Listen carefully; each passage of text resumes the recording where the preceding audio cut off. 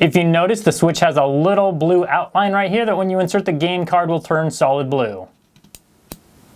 And that's one way you can tell that it is reading the game card.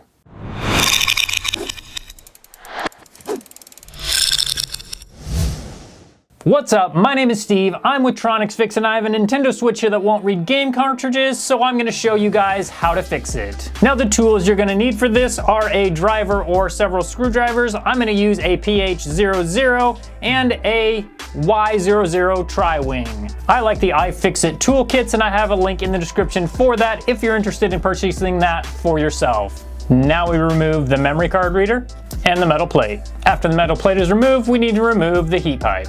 After the heat pipe is removed, we need to remove this ribbon cable, this connector, and this screw, and this screw. After that's removed, we can install the new one. Now, when installing the new game card reader, you need to make sure that this connector is on there fully and correctly. Sometimes the ends like to kind of almost curl up. It's kind of weird, but you need to make sure that each end is fully inserted. And then you also need to make sure this ribbon cable is fully inserted as well and not crooked or anything like that.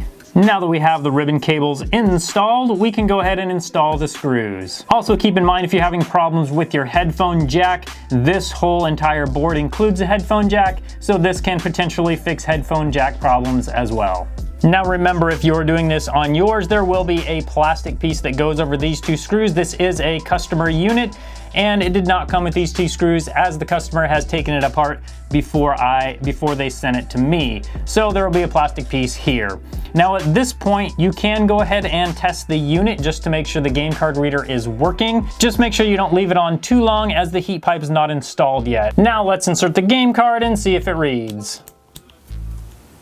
Okay, and clearly it shows that it is reading the game card. And so now we need to install the heat pipe, the metal plate that goes on the back, the memory card reader, and the back cover. Boom, done. Now that the back cover's on, we can call this job complete. I will put a link in the description for all the parts and tools I used in this video today. If you aren't confident enough to do it yourself, or you just don't think you can do it, always remember that you can send it into TronicsFix at TronicsFix.com.